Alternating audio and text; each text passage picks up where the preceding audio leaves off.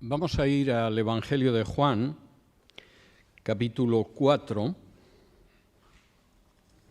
y hoy vamos a ver una sección que es enormemente interesante. Esto es reiterativo porque, claro, todo el Evangelio de Juan es muy interesante, pero van a ver que dentro de esta estructura prodigiosa que tiene el Evangelio de Juan, la porción que vamos a ver hoy resulta llamativa, a pesar de que ya vimos una extraordinariamente llamativa la semana pasada, cuando analizamos el encuentro de Jesús con la samaritana. Vamos a ir pues a Juan capítulo 4 y versículo 43, y dice así: 2 días después salió de allí y fue a Galilea, porque Jesús mismo dio testimonio de que el profeta no tiene honra en su propia tierra. Cuando vino a Galilea, los galileos le recibieron, habiendo visto todas las cosas que había hecho en Jerusalén en la fiesta, porque también ellos habían ido a la fiesta. Vino pues Jesús otra vez a Caná de Galilea, donde había convertido el agua en vino. Y había en Capernaum un oficial del rey cuyo hijo estaba enfermo. Cuando oyó que Jesús había llegado de Judea a Galilea, vino a él y le rogó que descendiese y sanase a su hijo, que estaba a punto de morir. Entonces Jesús le dijo: si no viereis señales y prodigios, no creeréis. El oficial del rey le dijo: Señor, desciende antes que mi hijo muera. Jesús le dijo: ve, tu hijo vive. Y el hombre creyó la palabra que Jesús le dijo y se fue. Cuando ya él descendía, sus siervos salieron a recibirlo y le dieron nuevas diciendo: tu hijo vive. Entonces él les preguntó a qué hora había comenzado a estar mejor, y le dijeron: ayer a las 7 le dejó la fiebre. El padre entonces entendió que aquella era la hora en que Jesús le había dicho: tu hijo vive, y creyó él con toda su casa. Esta segunda señal hizo Jesús cuando fue de Judea a Galilea. Después de estas cosas había una fiesta de los judíos y subió Jesús a Jerusalén. Y hay en Jerusalén, cerca de la puerta de las ovejas, un estanque llamado en hebreo Betesda, el cual tiene 5 pórticos. En estos yacía una multitud de enfermos, ciegos, cojos y paralíticos que esperaban el movimiento del agua, porque un ángel descendía de tiempo en tiempo al estanque y agitaba el agua, y el que primero descendía al estanque después del movimiento del agua quedaba sano de cualquier enfermedad que tuviese. Y había allí un hombre que hacía 38 años que estaba enfermo. Cuando Jesús lo vio acostado y supo que llevaba ya mucho tiempo así, le dijo: ¿quieres ser sano? Señor, le respondió el enfermo, no tengo quien me meta en el estanque cuando se agita el agua, y entre tanto que yo voy, otro desciende antes que yo. Jesús le dijo: levántate, toma tu lecho y anda. Y al instante aquel hombre fue sanado y tomó su lecho y anduvo, y era día de reposo aquel día. Entonces los judíos dijeron a aquel que había sido sanado: es día de reposo, no te es lícito llevar tu lecho. Él les respondió: el que me sanó, él mismo me dijo: toma tu lecho y anda. Entonces le preguntaron: ¿quién es el que te dijo toma tu lecho y anda? Y el que había sido sanado no sabía quién fuese, porque Jesús se había apartado de la gente que estaba en aquel lugar. Después lo halló Jesús en el templo y le dijo: mira, has sido sanado, no peques más, para que no te venga alguna cosa peor.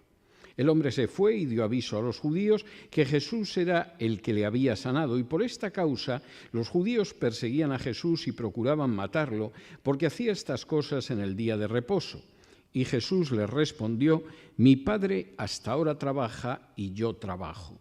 Por esto los judíos aún más procuraban matarlo, porque no solo quebrantaba el día de reposo, sino que también decía que Dios era su propio Padre, haciéndose igual a Dios. El pasaje que vamos a ver hoy es un pasaje en el que, de manera nada casual, la verdad es que la estructura de Juan, insisto, es prodigiosa desde un punto de vista literario. La pena es que, por regla general, la gente no estudia los evangelios ni los libros de la Biblia de acuerdo a la estructura, empezando por el capítulo 1 y versículo 1 y acabando con el último versículo del último capítulo, sino que toma un trozo de aquí y un trozo de allá, a veces solo unos versículos, y se pierde totalmente ver una construcción tan absolutamente extraordinaria como vimos en su día con Marcos y ahora vemos con Juan. Juan narra solo 7 milagros en su Evangelio. Él insiste vez tras vez en que Jesús realizó muchas señales, pero también dice que él ha escogido solo algunas para que aquellos que las lean puedan creer en que Jesús es el Mesías y el Hijo de Dios y así puedan tener vida eterna. Y la selección que hace Juan es verdaderamente notable. Quizá uno puede leer este milagro, puede leer aquel otro, no aprecia cómo los ha ido poniendo, pero él sabe magníficamente cómo ha escogido 7, el número de la perfección de Dios. Y esos 7 tienen un 7 más 1 porque el 1 es la propia resurrección de Jesús.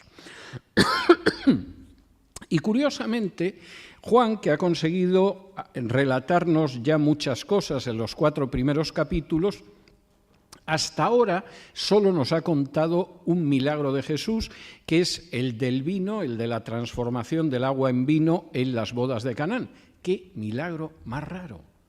El primer milagro que hace Jesús y es para que la gente tenga vino.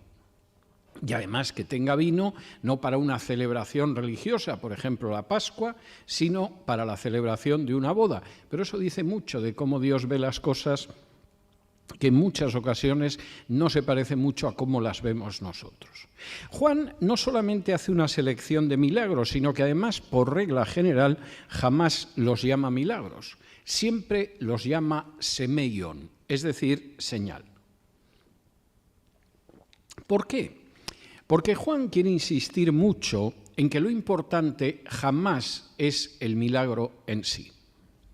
Por supuesto, la persona que recibe el milagro se siente muy bendecido, ha recibido un don muy especial de Dios, pero el milagro, para todos los demás, en realidad es una señal. Y como es una señal, lo importante no es la señal, es a dónde apunta la señal, y la señal apunta a creer en Jesús. Si ustedes salen ahora a la calle, salen a la carretera, y de pronto se encuentran con una señal, la señal no es lo importante. Lo importante es que les indica que a tantas millas está Alexandria o que a tantas millas está Washington, D.C. Eso es lo importante. Y desgraciadamente hay gente que prácticamente parece que en vez de mirar hacia dónde va la señal, de pronto se detuviera a ver solo el cartelito donde dice a tantas millas Alexandria. Juan insiste en que son solo señales. Repite una y otra vez de manera machacona el término señal, la palabra señal, el calificativo señal, porque lo importante de la señal es que señala, no es la señal. Y lo importante de esa señal que señala en este caso es que apunta a Jesús.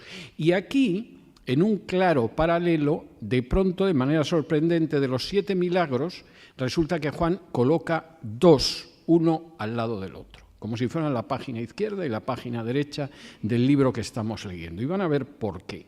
Porque son 2 milagros cuya referencia de nuevo es la fe y son muy distintos.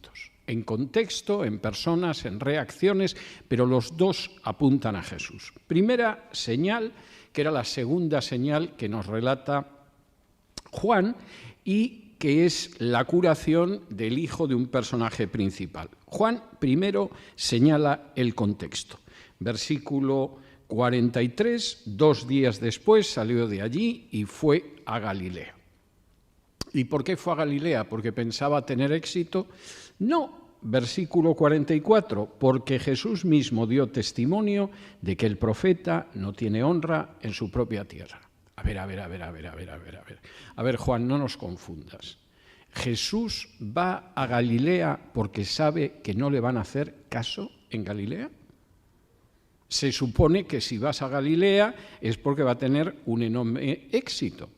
Después de estar en Samaria, de hablar con la mujer, de que en Samaria muchísima gente lo escuchara, hombre, ya que vas a Galilea vas por un éxito, ¿no? Jesús fue porque sabía que no lo iban a escuchar. Y él lo había dicho, el profeta no tiene honra en su propia tierra. Jesús estaba preparado para la incredulidad. Nosotros muchas veces no estamos preparados para la incredulidad. Todo lo contrario. Le predicamos a un familiar, el familiar no escucha nuestro testimonio y entonces nos llevamos una desilusión terrible. Si a lo mejor alguien está casado con un cónyuge que no es creyente, comparte el Evangelio con ese cónyuge, el cónyuge no lo escucha y bueno, las sensaciones de depresión. Quieres que tu madre, que es una anciana, finalmente conozca a Jesús, llevan machacándole, pero tu madre sigue apegada al rosario y a la imagen de la Virgen de Lourdes o lo que sea, por supuesto no se vuelve a Jesús y la sensación es una sensación de desaliento. Pues Jesús sabía lo que le esperaba en Galilea. Él ya había dicho más de una vez que ninguno es profeta en su propia tierra y sin embargo fue a Galilea. Y como dice aquí, versículo 45, cuando vino a Galilea, los galileos lo recibieron, habiendo visto todas las cosas que había hecho en Jerusalén en la fiesta, porque también ellos habían ido a la fiesta. Habían visto, lo recibieron, no creían, como sabemos por el resto de los evangelios. Y en ese momento es cuando Juan relata el episodio de la señal. ¿Cómo sucedió esto? Versículo 46, vino pues Jesús otra vez a Caná de Galilea, donde había convertido el agua en vino, y había en Capernaum un oficial del rey cuyo hijo estaba enfermo, y cuando oyó que Jesús había llegado de Judea a Galilea, vino a él y le rogó que descendiese y sanase a su hijo que estaba a punto de morir. Primer punto, la necesidad. Yo tengo un hijo que se me va a morir. Yo he conocido gente en esa situación. De pronto el niño o el jovencito o el joven va al médico y le dicen al padre, tiene una leucemia galopante, tu hijo no va a acabar el año. O tu hijo, de manera que no sabemos por qué, no sabemos si quizá hay antecedentes genéticos, tiene un cáncer, no va a llegar al verano. Me da una inmensa pena decírtelo, pero esa criatura no va a llegar al verano, se le va a empezar a caer el pelo, se va a poner delgado, cuando te quieras dar cuenta, ha muerto. Y cuando de pronto un padre se encuentra en esa situación, acude a lo que sea. Si es creyente, irá a los pies del Señor, pero cuando de pronto alguien se encuentra en esa situación y no es creyente, lo lleva a cualquier sitio, al curandero, a la bruja, al santero, al hechicero, prueba todo lo que le dicen los médicos y todo lo que no está en los médicos, desde la superstición más absurda a remedios naturistas, lo que sea. Porque posiblemente la causa más terrible de depresión es la pérdida de un hijo. Muere tu padre y es doloroso, pero es natural. Los padres tienen que morirse antes que los hijos. Muere tu madre y lo puedes sentir enormemente, pero es natural. Las madres mueren antes que los hijos. Pero de pronto muere un hijo y el impacto es terrible. Primero es antinatural, tu hijo es quien tendría que enterrarte a ti y de pronto ves que tú tienes que enterrar a tu hijo. Y además no solo es que es profundamente antinatural y absurdo y te muestra el peor rostro de la muerte, es que además se lleva lo que va a venir después de ti. Muchas veces, no voy a decir que estemos pensando en esto todos los días, pero muchas veces los padres pensamos en que hay algo de nosotros que seguirá después de que nosotros hayamos muerto. Estaremos con el Señor, pero aquí va a quedar algo. Van a quedar unos hijos, van a quedar unos nietos, me recordarán. Es algo natural.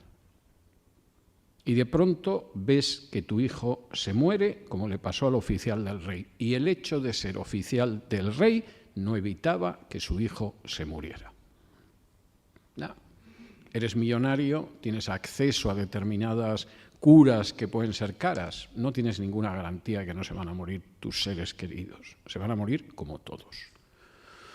A lo mejor, tal y como es de cara a la medicina en este país, aguanta algo más que otro que no tiene esa disposición, pero tampoco tiene seguridad, depende de la enfermedad.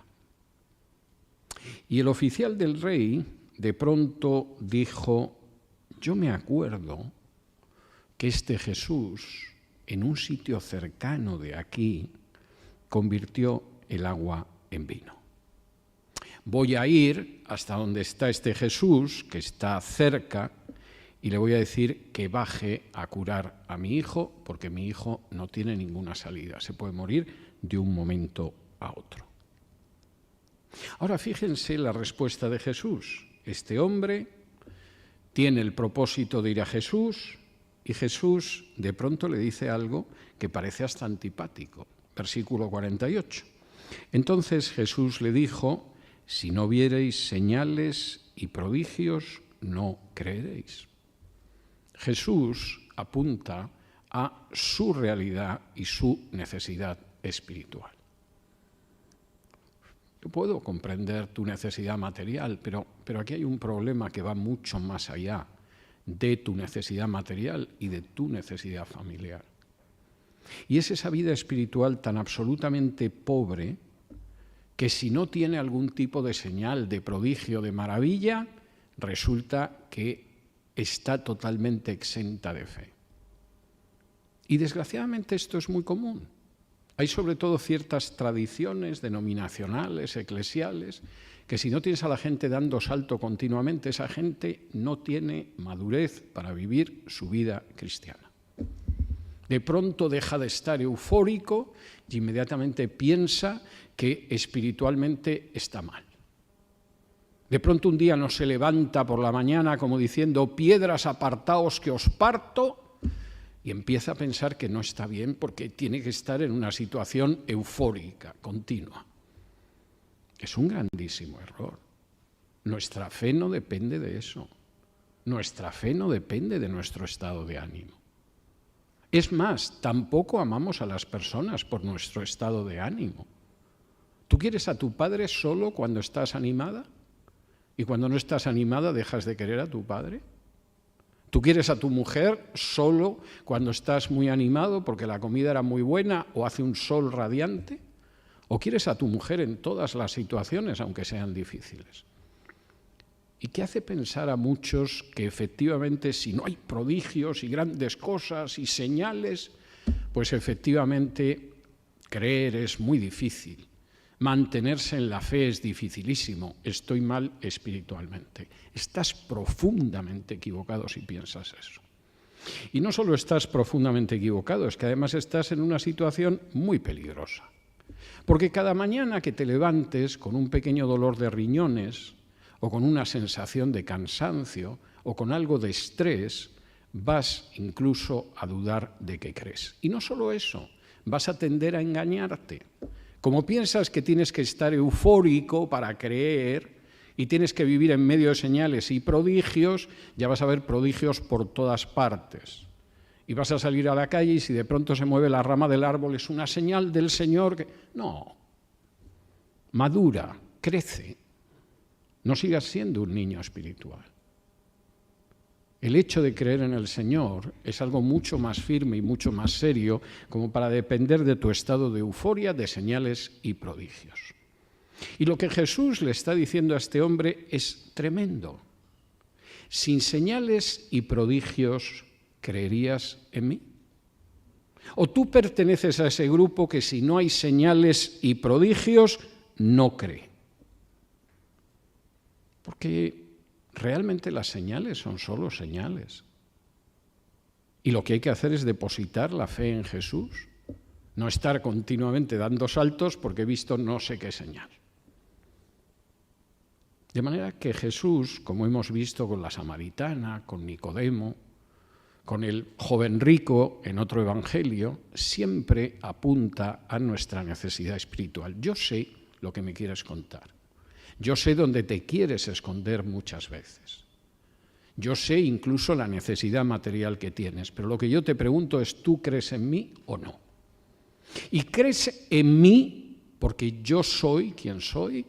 ¿O crees en mí porque aquí de pronto podemos crear un estado artificial de euforia?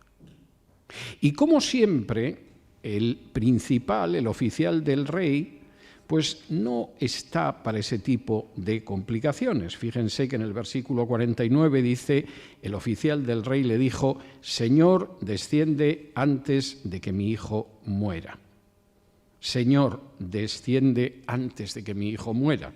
No me intentes ahora llevar a donde me puedes llevar, etcétera, etcétera, desciende. Y Jesús responde, pero la respuesta tiene que ser una respuesta de fe. Versículo 50, Jesús le dijo, ve, tu hijo vive, y el hombre creyó la palabra que Jesús le dijo y se fue. Si tú crees, hay una respuesta del Señor, porque el Señor previamente te está preguntando, ¿crees en mí? ¿Crees que yo lo puedo hacer? ¿Crees que te puedo sacar de esa situación? ¿Crees que te puedo librar de la carga que llevas a las espaldas? ¿Crees que esa culpa, crees que esa vergüenza, crees que ese pecado que te oprime, te puedo liberar de ello o no? Y cuando el hombre creyó, como dice aquí claramente, se produjo la respuesta de Dios. Los versículos siguientes al respecto son muy claros. El hombre creyó, porque la respuesta es creer en Jesús. La respuesta ante Dios no es jamás darle dinero a Dios. Dios no es un mercenario. Dios no es el sastre al que le pagas un traje. Dios no es el conductor del Uber que te ha traído aquí esta mañana.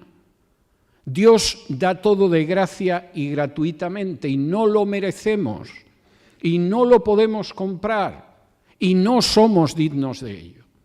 Podía haber dicho, yo soy un oficial del rey, no veas lo que me preocupo con la gente, procuro que no los opriman, que estén bien las carreteras, que dé gusto ir por los caminos con seguridad. Y se le pasó por la cabeza, era consciente de que no podía adquirir aquello.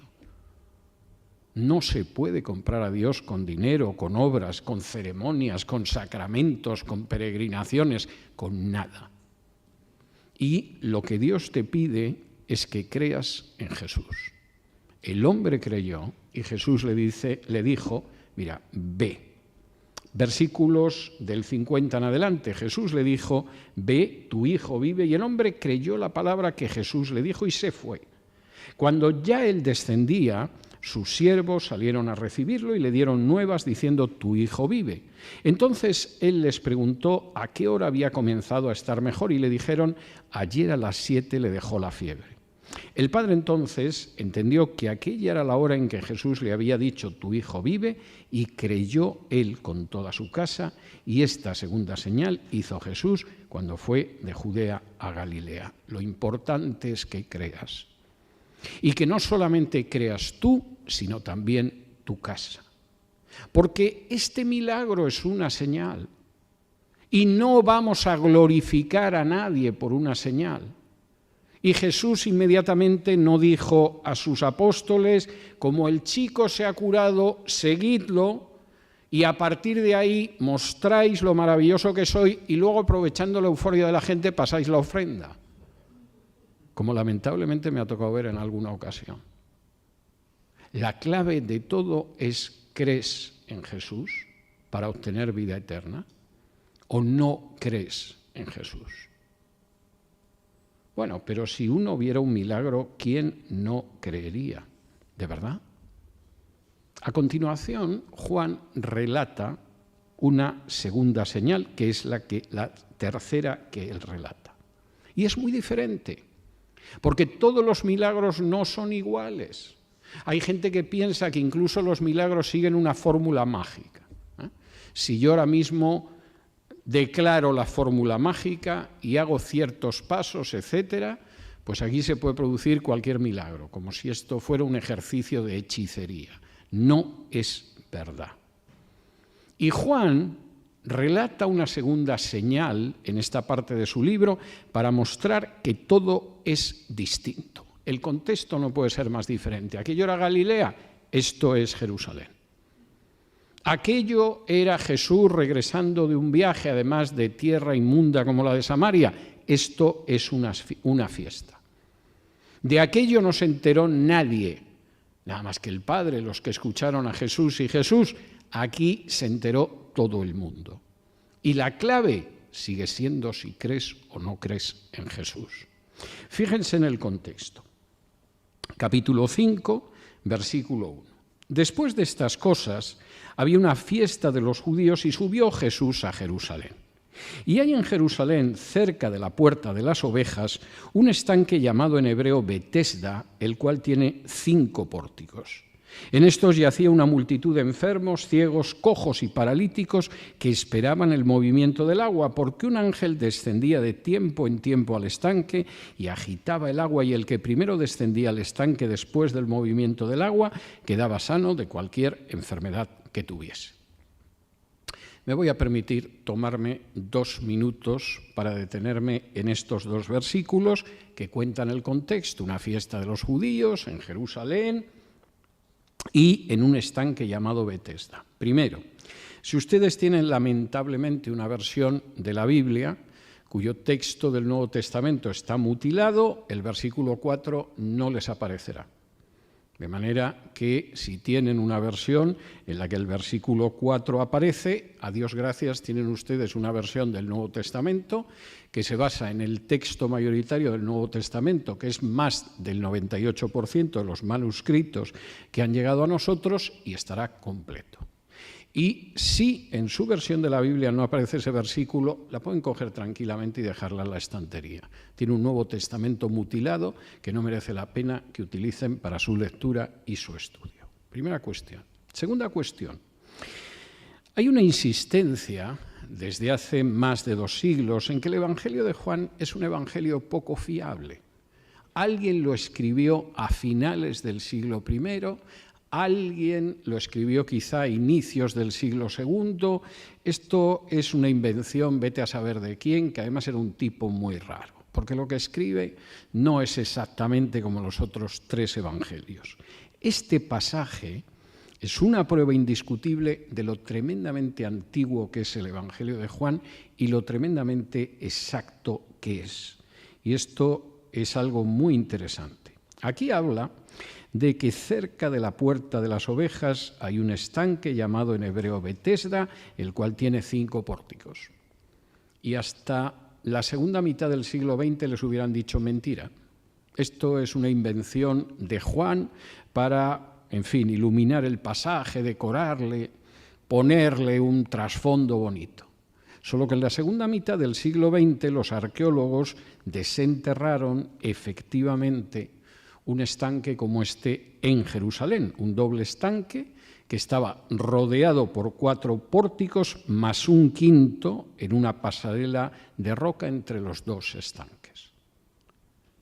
Y el estanque se corresponde totalmente con lo que cuenta Juan, que por cierto, fíjense que en el versículo 2 no dice "y había en Jerusalén", como si estuviera escribiendo en el año 70 después de la destrucción de Jerusalén.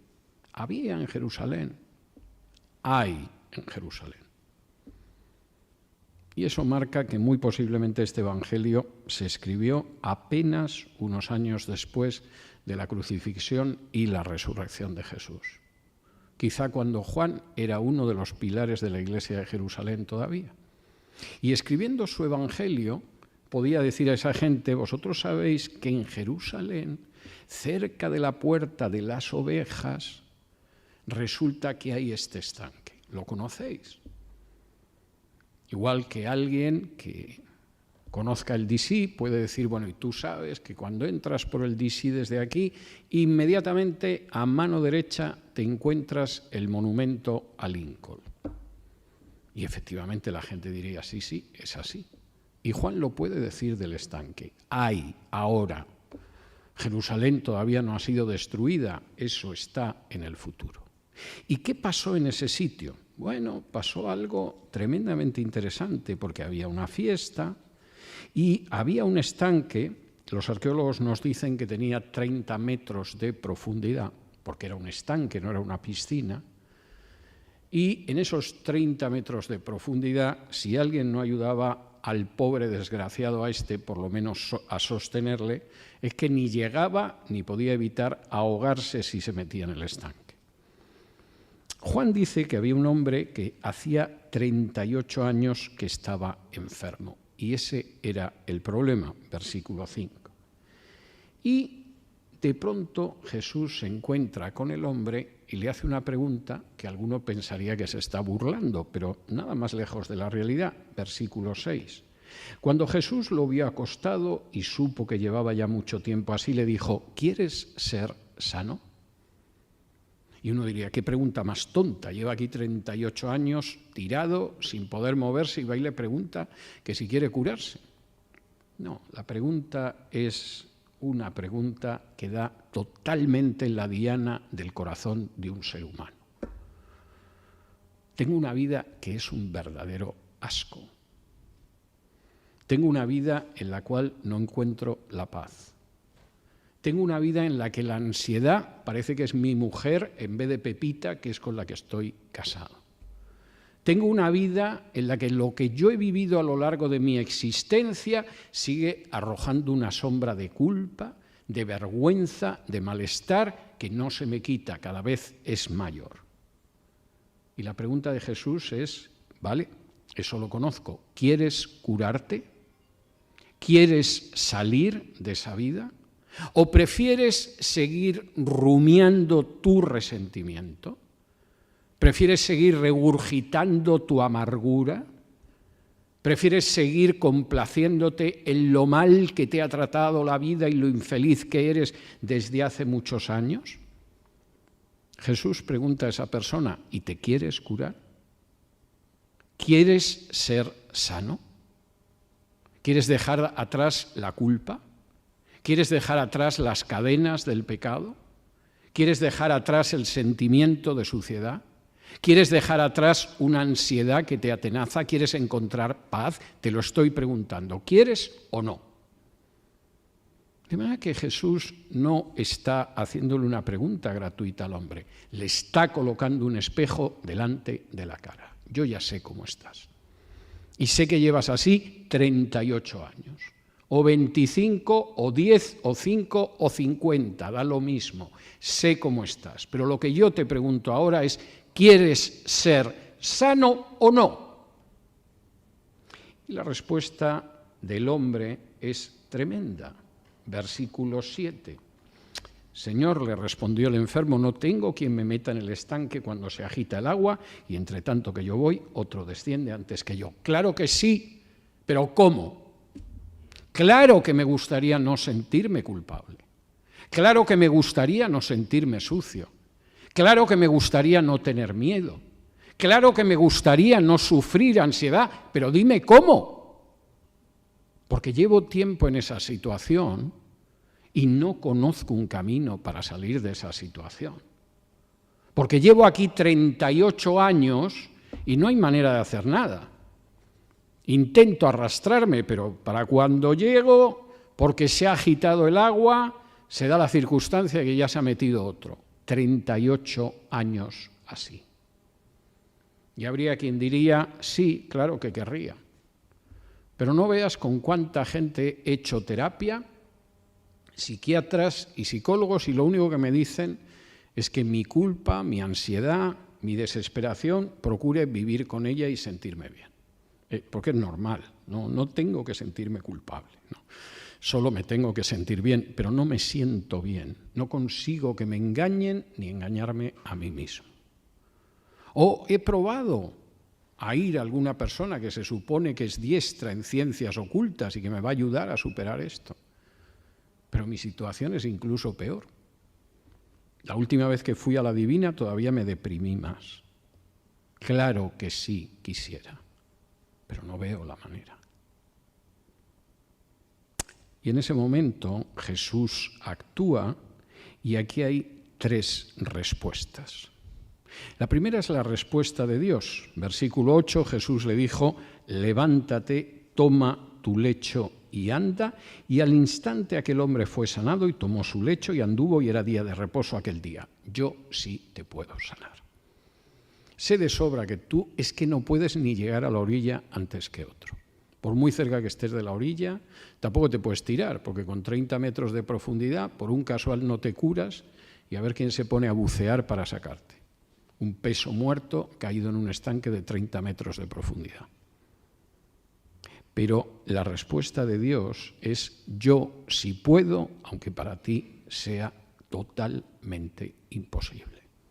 Levántate, toma tu lecho y camina. Segundo, la respuesta de los que lo vieron. Y la respuesta es terrible. Esta gente lo vio.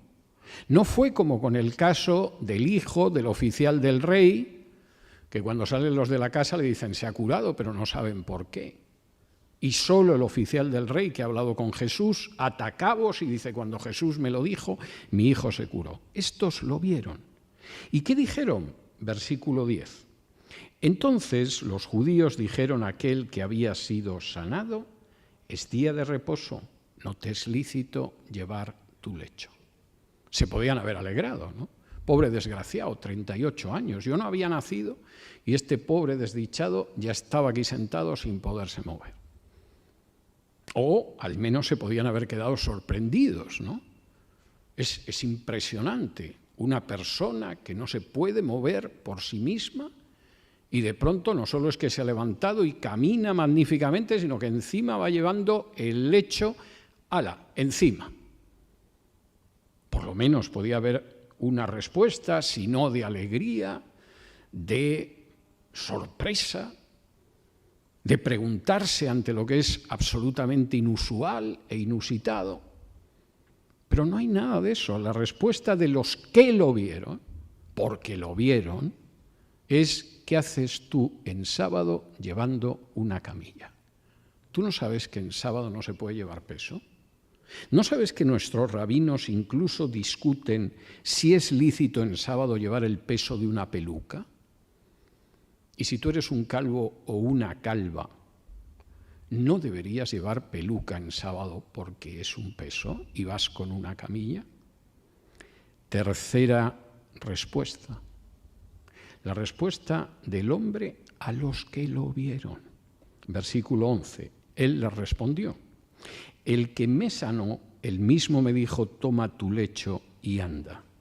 Entonces le preguntaron: ¿quién es el que te dijo toma tu lecho y anda? Y el que había sido sanado no sabía quién fuese, porque Jesús se había apartado de la gente que estaba en aquel lugar. La respuesta de Dios restaura a un hombre que no tiene la menor esperanza humana de restauración. La respuesta de aquellos judíos que lo ven es: ¿qué haces violando la ley de Moisés? Nos importas un pimiento como persona. Como persona nos traes sin cuidado, pero no podemos tolerar que quebrantes la ley de Moisés. La respuesta del hombre a los que han visto es: yo esto lo llevo no porque a mí me apetezca llevar una camilla encima, llevar mi lecho, sino porque el que me curó, ese me dijo que echara mano de la camilla y caminara con ella. Y entonces le dicen: ¿y quién ha sido? Y el hombre dice: pues si es que no lo sé. Me lo dijo, eché a andar. Jesús se había apartado de la gente, no os lo puedo decir, pero estoy donde estoy. ¿Y qué viene ahora? Pues lo que viene ahora es tremendamente importante, porque ahora empieza una nueva vida. Versículo 14, después lo halló Jesús en el templo y le dijo: mira, has sido sanado, no peques más para que no te venga alguna cosa peor. Has recibido de Dios algo que no te mereces, como todos nosotros. Has recibido de Dios algo que no se puede comprar, como ninguno de nosotros podemos comprarlo. Has recibido de Dios algo que va en contra de lo que es tu vida anterior. En realidad, si tuviéramos que recibir de Dios lo que nos merecemos, tendríamos una vida muy amarga, suponiendo que siguiéramos viviendo. Y Jesús le dice: ahora empieza algo nuevo. Tú has visto en tu vida de lo que Dios es capaz. Y es capaz de cosas que tú ni siquiera podías imaginar. Querías y Dios te ha escuchado. Tu vida es nueva, no vuelvas a la vida anterior. Y no vuelvas a la vida anterior y no peques más para que no te venga algo peor. ¿Qué había hecho este hombre 38 años atrás? No lo sabemos. realmente lo ignoramos. Y Juan, muy discretamente, si lo sabía, no nos lo cuenta. Pero Jesús es muy claro. Dios ha intervenido en tu vida. Te ha sacado de una situación de la que tú jamás hubieras podido salir por ti mismo. No peques más. No actúes de una manera que te pueda suceder algo peor. ¿Y qué hizo el hombre? Y esto es bastante claro. Pues el hombre dio testimonio, que es lo que se supone que todos nosotros tendríamos que hacer cuando hemos recibido algo inmerecido, y hay muchos algo inmerecidos que procede de Dios. Versículo 15. El hombre se fue y dio aviso a los judíos que Jesús era el que le había sanado, y por esta causa perseguían a Jesús y procuraban matarlo, porque hacía estas cosas en el día de reposo. El hombre dio testimonio. Que aquel hombre se había curado era innegable. Que aquello no era un fraude era obvio. 38 años en el estanque, le debía de conocer todo el mundo que hubiera pasado por el estanque. ¿Creyeron? No. Decidieron perseguir a Jesús porque no encajaba en absoluto en la visión espiritual que tenían ellos. Y Juan concluye esta sección con unos versículos que son terribles. A aquellos que afean a Jesús, que pueda hacer cosas en sábado, versículo 17, dice, y Jesús les respondió, mi Padre hasta ahora trabaja y yo trabajo. Por esto los judíos aún más procuraban matarlo, porque no solo quebrantaba el día de reposo, sino que también decía que Dios era su propio Padre, haciéndose igual a Dios. Entre vosotros ha estado el que es igual a Dios porque es Dios. El que existía en el principio como el verbo, la palabra, el logos, el que se encarnó y vino a los suyos y los suyos no lo recibieron, como dice Juan al inicio del Evangelio. Y lo terrible es que lo habéis visto. Y lo terrible es que no es una historia como la del hijo del oficial del rey que os han podido contar, pero que no la habéis visto. Esto lo habéis visto de una manera irrefutable. Y en vez de reaccionar, incluso no os ponéis a pensar si lo que dice es verdad, sino que queréis matarlo. Es tremendo, pero muy claro.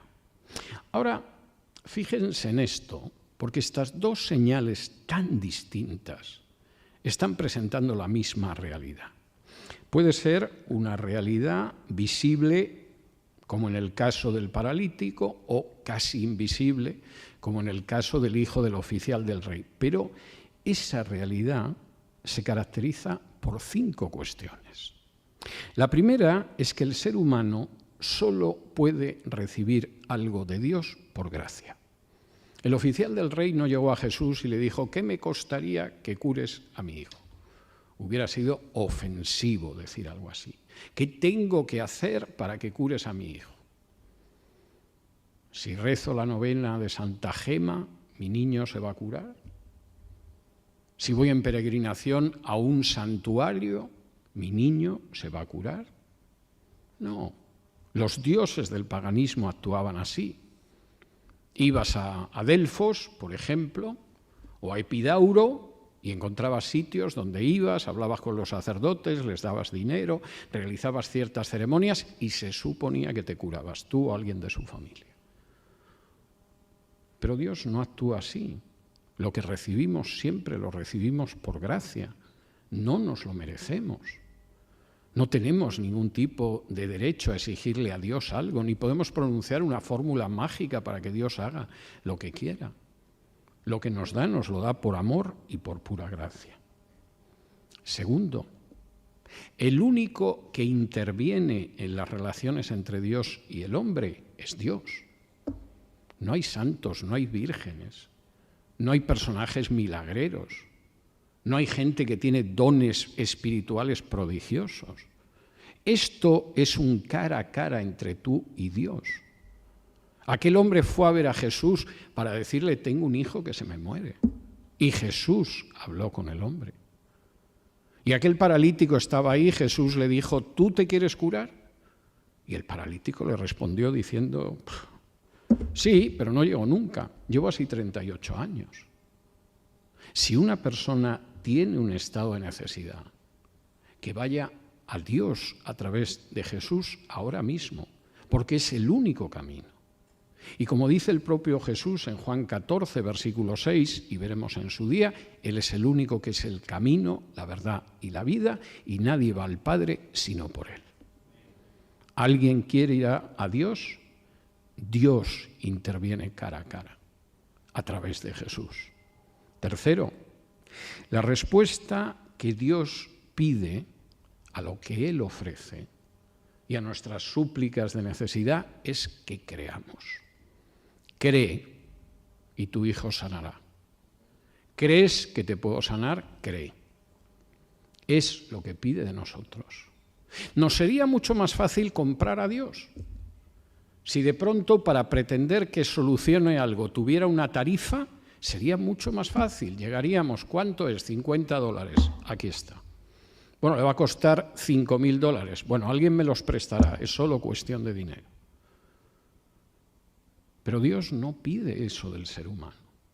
Le está pidiendo solamente que tienda la mano para recibir lo que Él quiere darnos y lo que nosotros necesitamos. La fe es una mano extendida. Es la mano que se tiende hacia Dios diciendo, sí, Señor, yo sé que no lo merezco.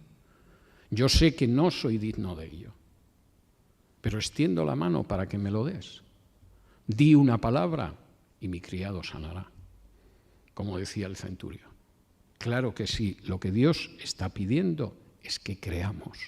Y Jesús es muy claro aquí. Cuarto, el que cree, recibe. Dios no deja de escuchar jamás las oraciones.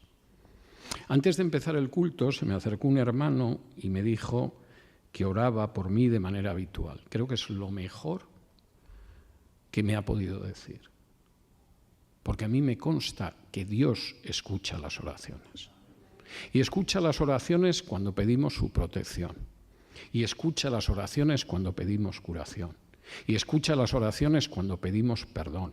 Y escucha las oraciones cuando pedimos dirección. El que cree, recibe. Y al que llama, se le abre. Y el que clama, es escuchado. Y eso aparece claramente en estas dos señales. Y último, y esto es muy importante, el que no desea creer, no creerá. Fíjense ustedes que estas dos señales de Jesús empiezan diciendo, fue a Galilea, a pesar de que él sabía que un profeta no es aceptado en su tierra, no iban a creer en él. Y acaba esta sección con la segunda señal, diciendo buscaban matarlo porque decía que su padre era Dios, haciéndose igual a Dios. El que no desea creer, ni con un paralítico de 38 años dando saltos por esta sala, creerá.